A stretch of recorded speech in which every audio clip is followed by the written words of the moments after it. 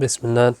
نويت تعلم والتعليم والتذكر والتذكير والنفع والانتفاع والإفادة والاستفادة والحث على التمسك بكتاب الله وسنة رسوله صلى الله عليه وسلم والدعاء إلى الهدى ودلالة على الخير ابتغاء وجه الله مرضاته وقربه وثوابه سبحانه وتعالى. Alhamdulillah.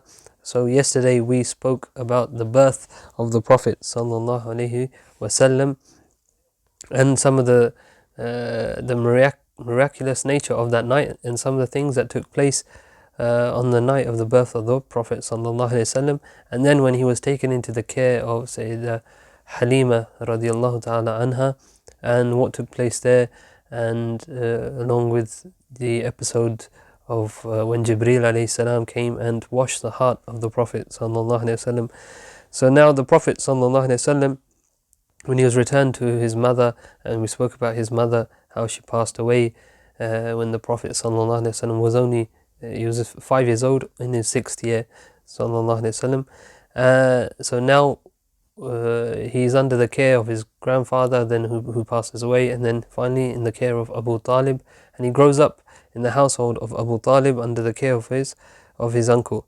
And the Prophet sallallahu alaihi wasallam now grows up to be one of the most beloved of people in Mecca to everybody, not just to his family and to his tribe, but all the Quraysh and everybody who was in Mecca. The Prophet sallallahu alaihi wasallam was known, and he was known because of his noble traits, his character, sallallahu alaihi wasallam. And when he was young, Sayyidina Abbas, he narrates that in a riwayah, in a hadith, that he saw the Prophet sallallahu alaihi wasallam playing with the moon, and he reminds the Prophet sallallahu alaihi wasallam, he says, I saw you when you were younger playing with the moon. And he also, Ibn Abbas narrates that the first words that the Prophet sallallahu alaihi wasallam spoke were Allahu Akbar kabira walhamdulillahi kathira wa subhanallahi bukratan wa asida. That these were the first words that the Prophet sallallahu alaihi wasallam spoke. So now the Prophet sallallahu alaihi wasallam, he grows up in Mecca as a young man, and as soon as he comes of age, sallallahu alaihi wasallam, that he begins to work himself, and he begins to work as a shepherd. And also prior to this, that just as his grandfather Abdul Muttalib, the Quraysh used him to call upon Allah subhanahu wa ta'ala through Abdul Muttalib, now they were using the Prophet sallallahu alaihi wasallam and calling upon Allah subhanahu wa ta'ala through the Prophet sallallahu alaihi wasallam, where they would tell Abu Talib to bring his young boy, bring him out, and they would bring him to the Kaaba in times of when they had severe drought, and they would call upon Allah subhanahu wa ta'ala that he gives them rain, and Allah would give them rain. So now the Prophet sallallahu alaihi wasallam, when he was still young, and he was under the care of Abu Talib, at the age of 12, he goes on a journey, on a trip to Syria, on a trade journey with his uncle Abu Talib. And on the way to Syria, he comes to Busra, and when they stop in Busra, there's a Christian monk there by the name Bahira, and he sees from afar that there's these people coming towards him.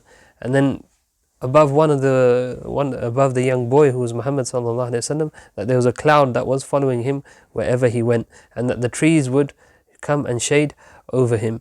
And so when they approached in Bahira, he came out, and he was somebody who was versed in the text, in the sacred text. And so he asks Abu Talib, and that, where are you from? And they tell him where he's from, and he says that, who is this boy? And he says, he's my son. And Bahira says, he's not your son. And then Abu Talib replies, yes, you are right. But Abu Talib used to refer to him as his son, because he was dear to him. And so he says, yes, you're right, he's not my son, he's my nephew. And the Bahira says, his father has passed away. And Abu Talib replies, yes.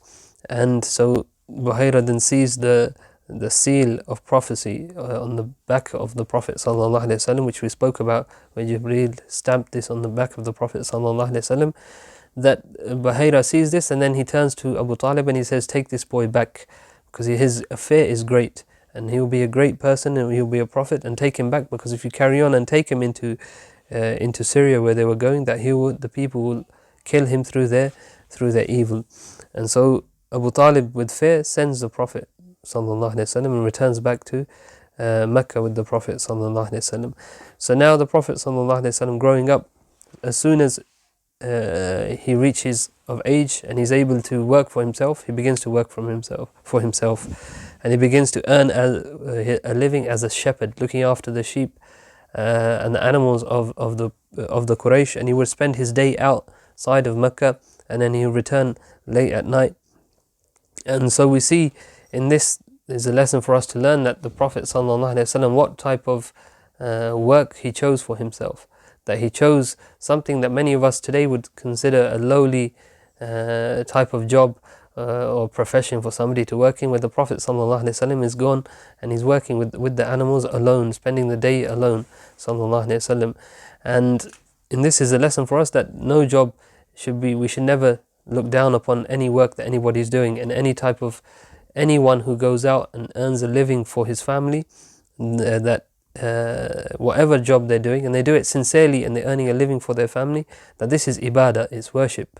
That to provide for your family is worship. And anybody doing a job, whatever it may be, and he's providing for his family, and he's earning a halal income, that is a form of worship, ibadah.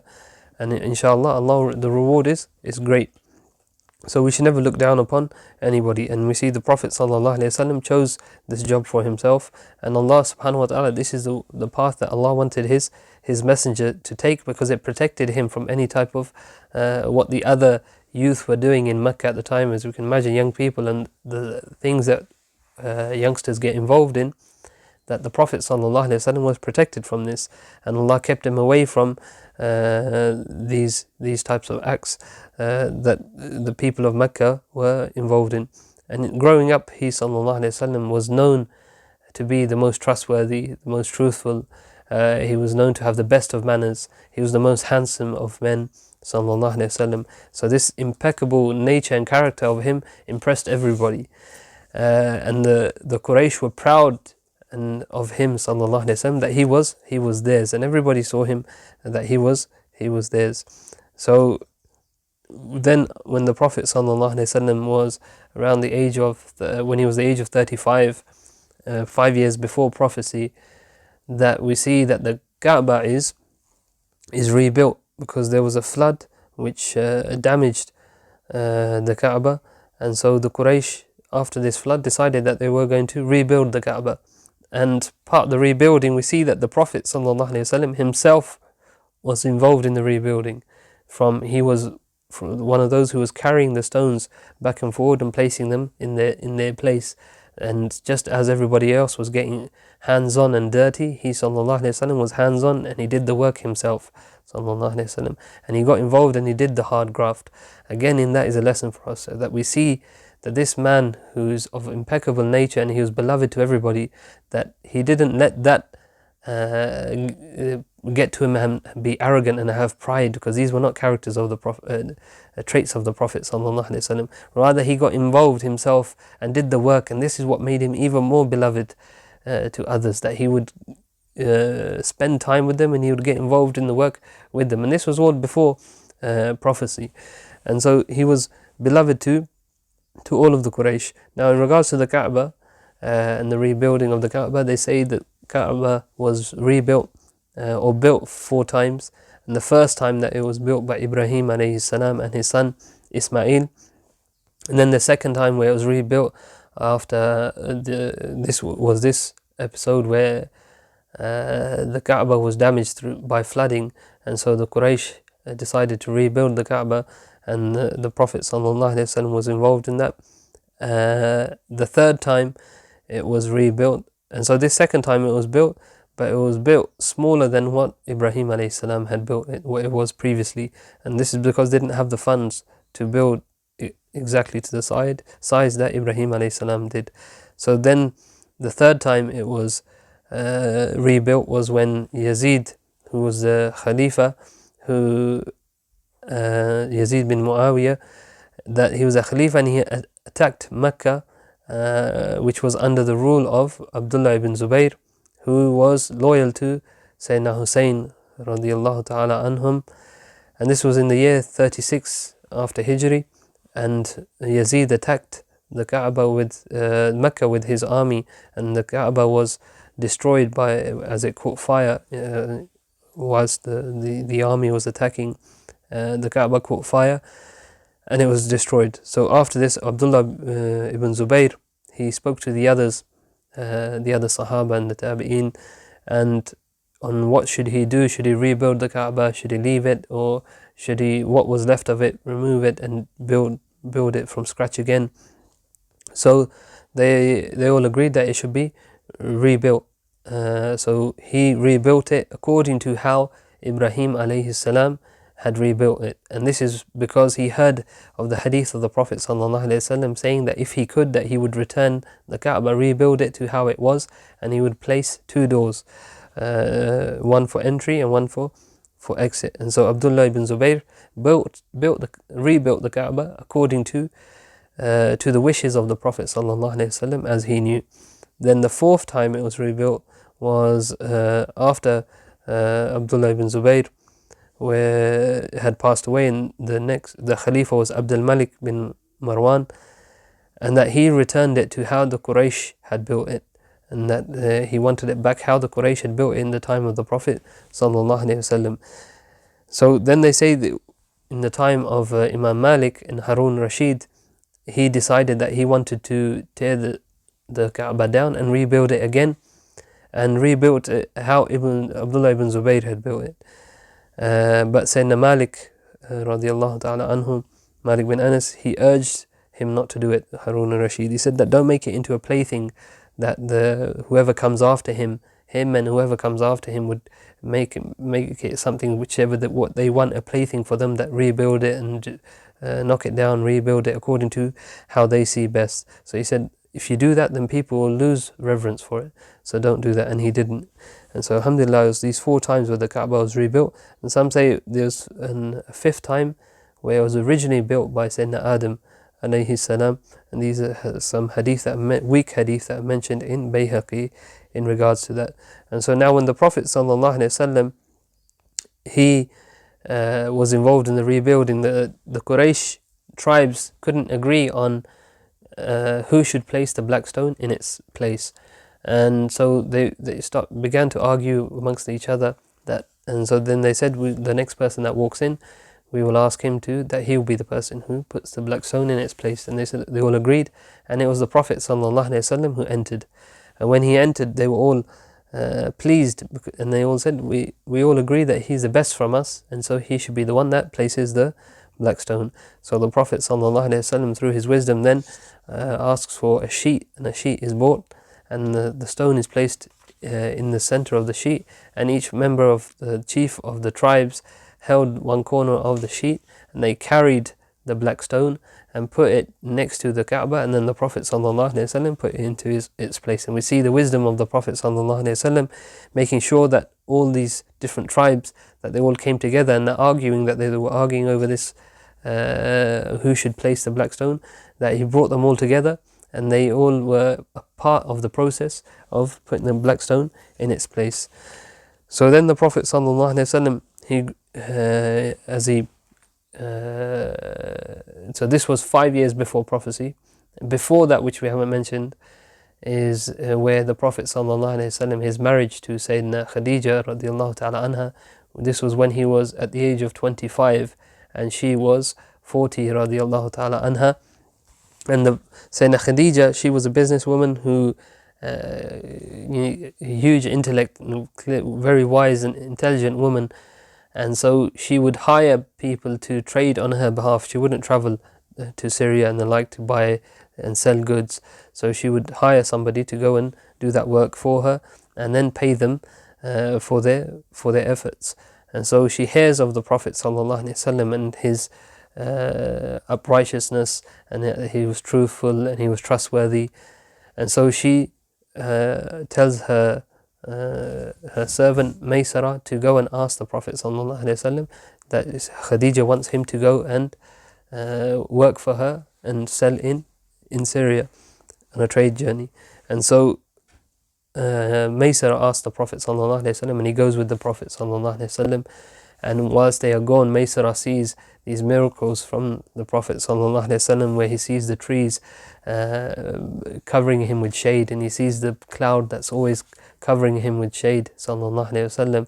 And then he sees that how he dealt with people when he was buying and selling, that he would never lie, he wouldn't cheat, ﷺ, and he was always fair and just in the manner that he spoke with people, the manner that he dealt with Maysara himself. And so he sees these traits in the Prophet ﷺ that leave him mesmerized. So he goes back to Sayyidina Khadija, and not only with news of these traits of the Prophet ﷺ, but also double the Prophet from previous journeys. So he tells Sayyidina Khadija about that they've through the works of the Prophet ﷺ, Muhammad, that they've received double the Prophets as from what they previously have. But that's not what impressed her. What impressed her was when he spoke about his traits, how the Prophet ﷺ was, that how he dealt with people, how he spoke to people, that he never lied, he never cheated.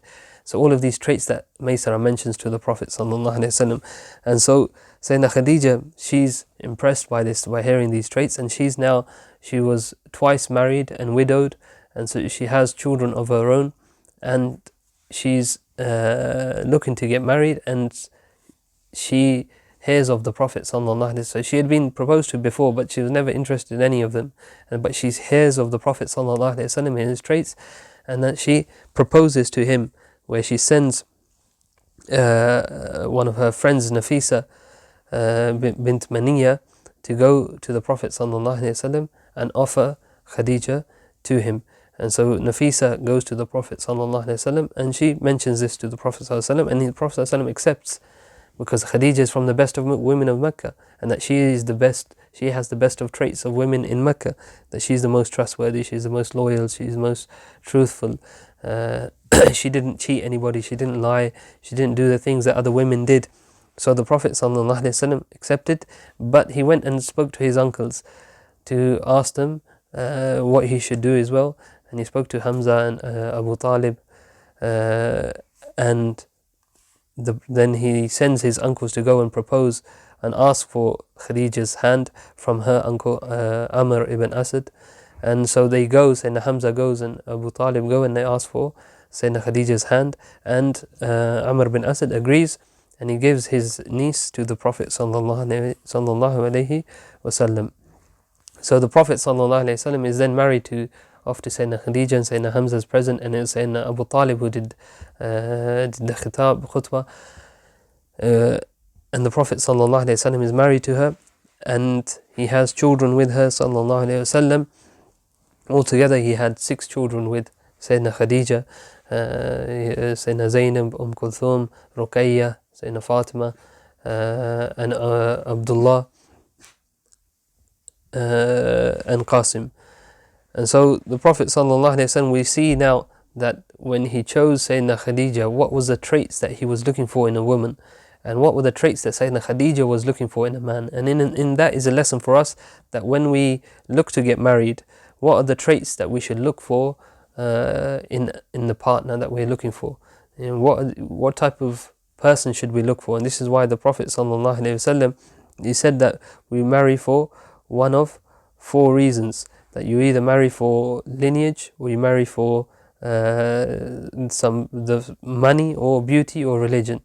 And he told us to marry the person for their religion. That you see these traits in people, and that's why those are what you should attract you to them.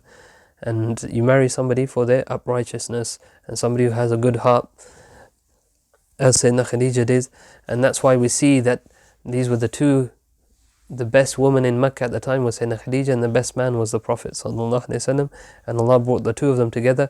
And this is a true, if we want to know about love and what is love, then we look at the life of Sayyidina Khadija and the Prophet ﷺ, how they were with each other. This was true love. And why was it true love? Because this was love that was firmly rooted in love of the Creator. That first and foremost they loved the Creator, which brought them together, and they were in love with each other. And this is why Sayyidina Aisha radiallahu ta'ala anha, the wife of the Prophet sallallahu alaihi wasallam, she says, I was never jealous of any of the Prophet's other wives except for Khadija, even though I didn't know her. Whenever the Messenger of God sallallahu alaihi wasallam slaughtered a sheep, he would say, send it to Khadija's friends. One day I made him angry when I said, Khadija, and so he answered me saying, I was provided sustenance through her love. And so the Prophet ﷺ, showing his love for Sayyidina Khadija years after she had passed away. And then Sayyidina Aisha also says, in another narration, she says, the Messenger of God hardly ever left the house without mentioning Khadija and praising her to the skies. So he would praise her, and so she's telling us that he would hardly ever not mention her in the house. That he was, even all these years later, he was still talking about Sayyidina Khadija, and he would praise her to the skies. One day he mentioned her. She says, I was so overcome with jealousy. I said, wasn't she just an old lady that Allah has replaced with someone better? And so she says that she said this angrily, and then the Prophet ﷺ was angered, and he said, no, by God, he has not replaced with someone better. She had faith when all others denied the truth. She believed me when everyone else counted me a liar. She consoled me with her wealth when I was deprived by everyone else, and she was the only one among my wives by whom God blessed me with a son. And so the Prophet ﷺ, again talking about Sayyidina Khadija years later after she had passed away, and what she meant to him ﷺ. And this was true love, the endless love that from the day the Prophet ﷺ married her till the end of time, and in Jannah. And these narrations about Sayyidina Aisha, it's important to speak about her as well quickly, that it shouldn't leave anybody thinking ill of Sayyidina Aisha, that why was Aisha jealous of Khadija or the like. We know that it's naturally from the nature of a woman, but it's Sayyidina Aisha who's telling us these hadith. She's the one narrating this, telling us that this is what she felt and this is what happened. And so it shows her sincerity, and that it wasn't from her ego or her nafs, but it was from her love for the Prophet ﷺ, that she wanted to be the most beloved to him, and she was the most beloved to him, because the Prophet ﷺ said, and all of his wives were, but Sayyidina Khadija, each of his wives had their own place, and Sayyidina Khadija had her place with the Prophet ﷺ. So it shouldn't leave anybody thinking ill of Sayyidina Aisha radiallahu ta'ala anha, because she's the one who's telling us this. And if somebody intended something else, they wouldn't be telling everybody that this is what took place. So Sayyidina, may Allah be pleased with Sayyidina Aisha radiallahu ta'ala anha. And again we see from the love of the Prophet ﷺ for Khadija, that when on the Fath al-Makkah, when he finally comes back and conquers Mecca with an army, that the Prophet ﷺ no longer has a house there to stay. So he tells the soldiers, they say, where should we put your tent? Because his house, he doesn't have a house in Mecca. So he tells them to erect his tent in Hujun. And Hujun is the burial place of Sayyidina Khadija radiallahu ta'ala anha, that he returned to Mecca after all these years, and that he when he's staying in Mecca, he still stays by the side of Sayyidina Khadija radiallahu ta'ala anha. So, and this is a lesson for us on what we should look for in a partner, and how we should choose somebody that we're going to spend, inshallah, the rest of our lives with, and somebody that's going to be a father or a mother to our children. So, alhamdulillah, that brings us to when wahi revelation started upon the Prophet sallallahu alaihi wasallam, and inshallah we will stop there, and we'll continue from there tomorrow inshallah. والحمد لله رب العالمين. يا ربنا اعترفنا بأننا اقترفنا وأننا أسرفنا على لظى أشرفنا، فتوب علينا توبة تغسل لي كل هوبة، واستر لنا عوراتي وآمن رؤاتي، واغفر لي والدينا ربي ومولودينا وأهلي والإخوان وسائر الخلان وكل ذي محبة أو جدة وصحبة والمسلمين أمين ربي اسمع فضلا وجود منا لا باكتساب منا بالمصطفى رسولي نحظى بكل سولي بالمصطفى رسولي نحظى بكل سولي بالمصطفى رسولي نحظى بكل سولي وصلى وسلم ربي عليه عند الهب وآله وصحبه إدادة تشي صحبي والحمد لله في البدء والتناهي سبحان ربك رب العزة عما يصفون وسلام على المرسلين والحمد لله رب العالمين في كل لحظة أبدا عدد خلقه ورضا نفسه وزنة عرشه ومداد كلماته اللهم صل وسلم وبارك عليه وعلى آله وصحبه الفاتحة.